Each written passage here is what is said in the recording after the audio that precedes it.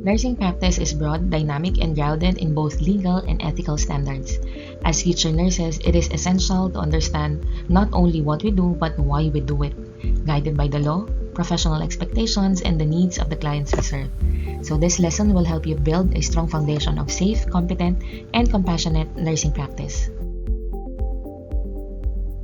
By the end of the session, and in accordance with Article 6 of Republic Act 9173 defining the scope of nursing practice, students will be able to identify the various clients of nursing care as recognized by the Nursing Act of 2002, describe the nurse's responsibilities across the four areas of practice, explain the three levels of prevention and their application in nursing care, and recognize the relevance of the Code of Ethics for nurses in guiding professional nursing practice.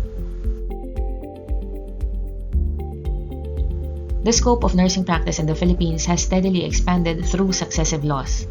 Republic Act 877 in 1953 is the original Philippine nursing law, which primarily defined nursing as bedside care focused on assisting the physician, emphasizing tasks such as medication, administration, and providing comfort measures.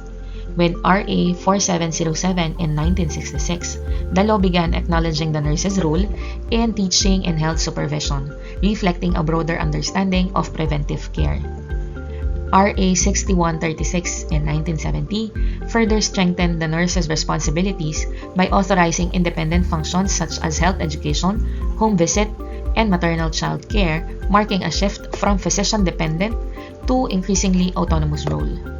This expansion continued under RA 7164 in 1991, which formally recognizes the nurse as an independent practitioner responsible for assessment, planning, and evaluation, as well as community-based and public health nursing. Finally, the current Republic Act 9173 in 2002 reinforced and modernized this function, granting nurses full professional autonomy in the nursing process, defining clients as individuals, families, and communities, and formally integrating health promotion, illness prevention, curative care, rehabilitation, research, and leadership into the legal scope of practice.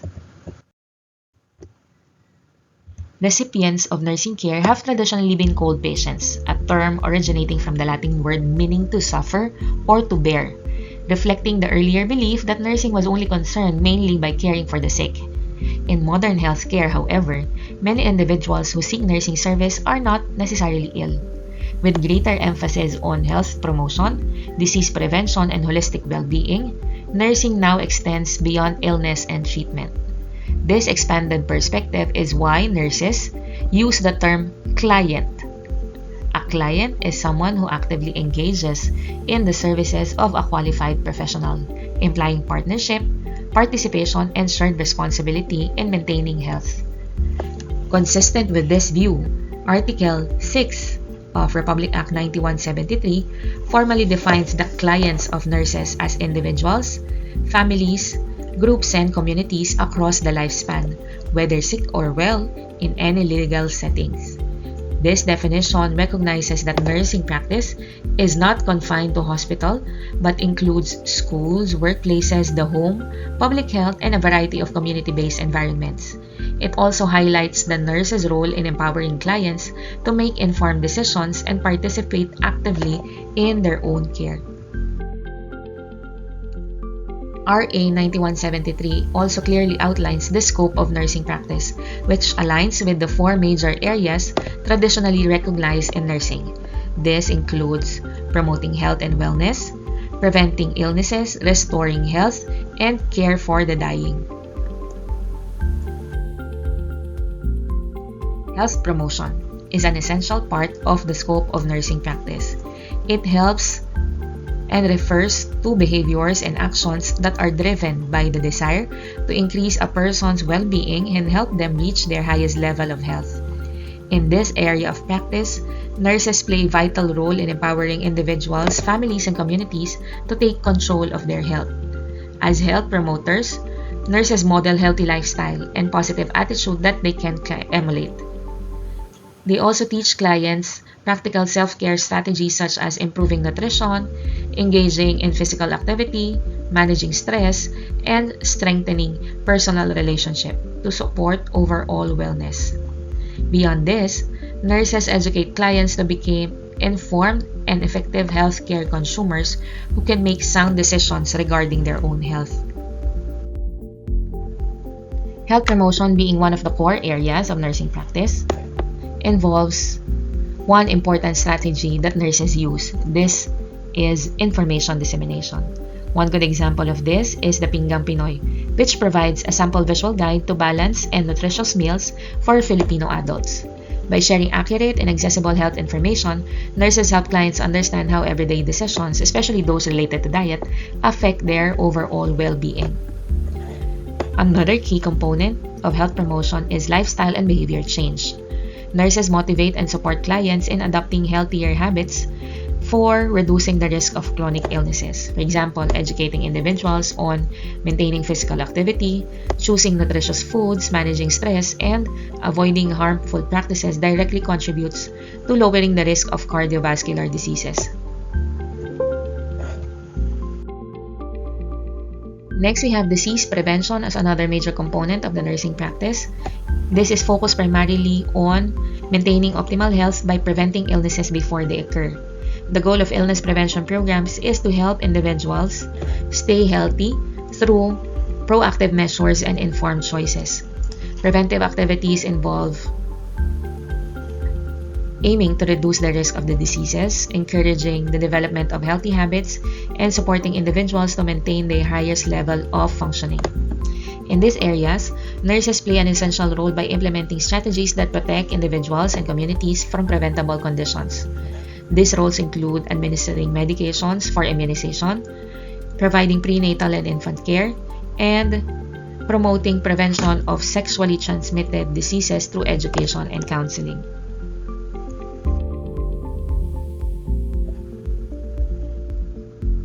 Disease prevention focusing on reducing risk, detecting problems early, and minimizing the impact of long-term illnesses. It is primarily organized into three levels. You have primary prevention, secondary prevention, and tertiary prevention, each addressing a different stage of health and disease. So understanding these levels help nurses intervene actively to protect and promote the well-being of our clientele. Going deeper to understanding primary prevention, this refers to the first level of disease prevention and is often referred to as true prevention. It is directed towards individuals who are physically and emotionally healthy with the goal of keeping them well and preventing illnesses before it starts. This level of prevention includes a wide range of activities like developing good health habits and personal hygiene, practicing proper nutrition, cultivating positive attitudes towards health and sickness, and it also involves encouraging individuals to make full and timely use of available health and medical services. These are proactive measures helping nurses to help individuals reduce potential risk and strengthen their ability to maintain a healthy lifestyle. Secondary prevention focuses on the early detection and prompt treatment of disease. So the main goal is to identify problems at an early stage so that interventions can be provided immediately, preventing the condition from worsening or spreading to others. For example, activities that includes public education that encourages practices such as breast self-examination, allowing individuals to detect abnormalities as early as possible. Screening programs also may play a major role, such as those for hypertension, diabetes, uterine cancer through pap smear, breast cancer, glaucoma, and various sexually transmitted diseases. Through these targeted interventions, secondary prevention provides individuals with the opportunity for timely treatment and improved overall health outcomes. Tertiary prevention focuses on minimizing long-term effects of diseases or disability. At this level, the goal is no longer to prevent the onset of illness but to prevent further complication, reduce deterioration, and help individuals achieve the highest level of functioning possible. Interventions emphasizes rehabilitation, supporting clients in adapting to their conditions and living productively, meaningful lives despite their limitation. So examples includes ensuring the consistent and proper administration of medication to keep chronic conditions under control, Nurses also assist with mobility through positioning and range of motion exercises to prevent complications such as contractures. And of course, helping clients learn skills that enable them to live independently and cope effectively with their condition.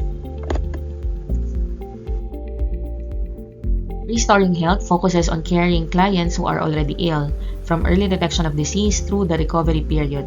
In this area, nurses provide direct care, perform assessment and diagnostic procedures, and teach patients about activities that promote healing. Through these roles, nurses help patients recover, regain strength, and return to their optimal level of health. Care of the dying is an important part of the scope of nursing practice. It involves providing comfort and compassionate care to individuals of all ages who are nearing the end of life. In this role, nurses support not only physical needs of dying clients, but also their emotional, psychological, and spiritual well-being. The nurse's responsibility includes helping the person remain as comfortable as possible until death, whether through pain management, emotional support, or creating a peaceful environment. This also assists families and loved ones in coping with the dying process, offering guidance, reassurance, and understanding during difficult and sensitive time. Now let us look into the Code of Ethics for Registered Nurses, a document issued by the PRC through the Board of Nursing. This code is grounded in the Philippine Nursing Act of 2002 and serves as the moral and personal compass for every Filipino nurse. It defines how we should conduct ourselves, not only in caring for patients but also in working with colleagues and in fulfilling our responsibilities to the society. At its core, the code emphasizes respect for human dignity and preservation of life, of course, and the promotion of the well-being of individuals, families, and communities. It reminds us that every nursing action must be anchored in accountability, integrity, and responsibility. These principles guide our day-to-day decisions, especially in situations where ethical judgment is required. The code also utilizes our ethical responsibilities towards patients. Nurses are expected to respect patient rights, support their autonomy, protect their privacy and confidentiality, and provide care that is safe, compassionate, and free from discrimination. This reinforces the idea that every patient, regardless of their background or belief, deserves equal respect and care. This also highlights our responsibility to the society and the nursing profession. Nurses must participate in activities that promote public health, social justice, and community welfare. We are encouraged to be active members of our professional organization and to take part in shaping policies that affect the healthcare system.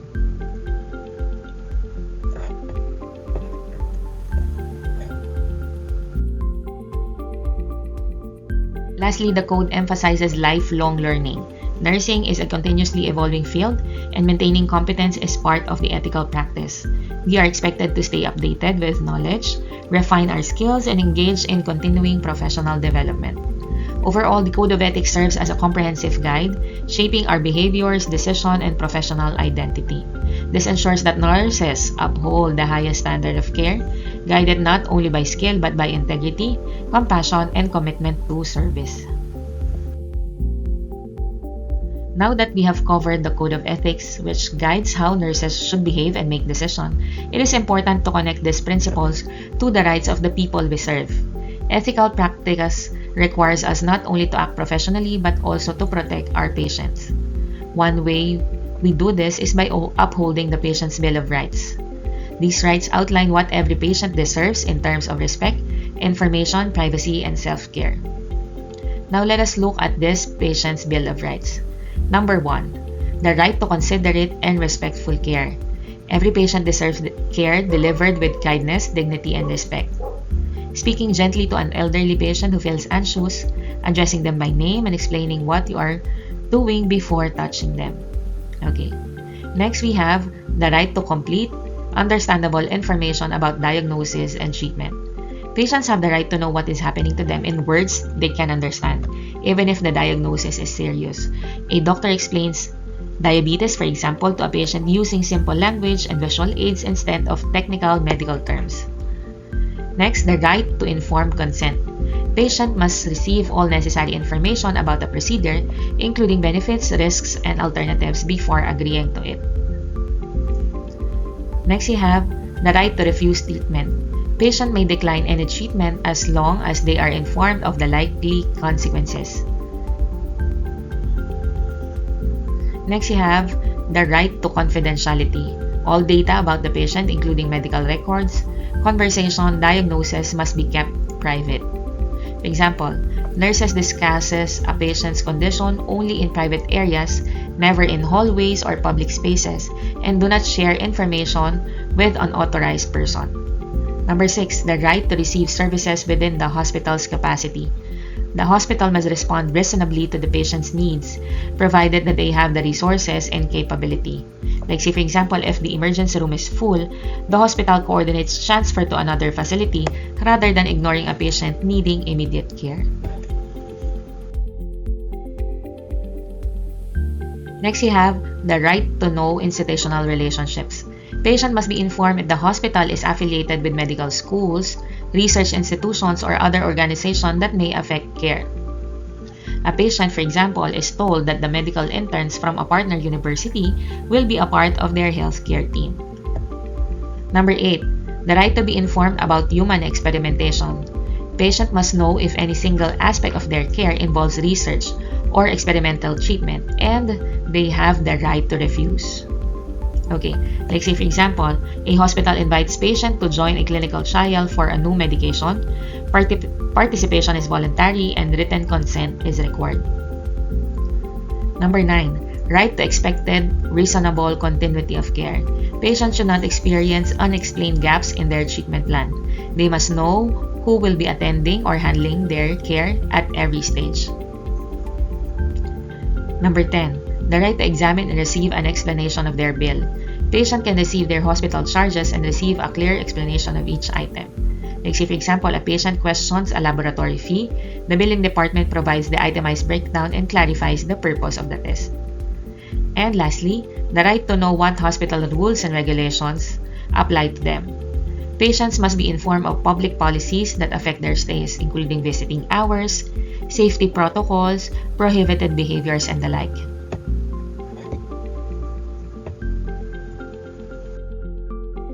Okay, now that we have covered the patient's Bill of Rights, let us focus on one of its most important components, the informed consent.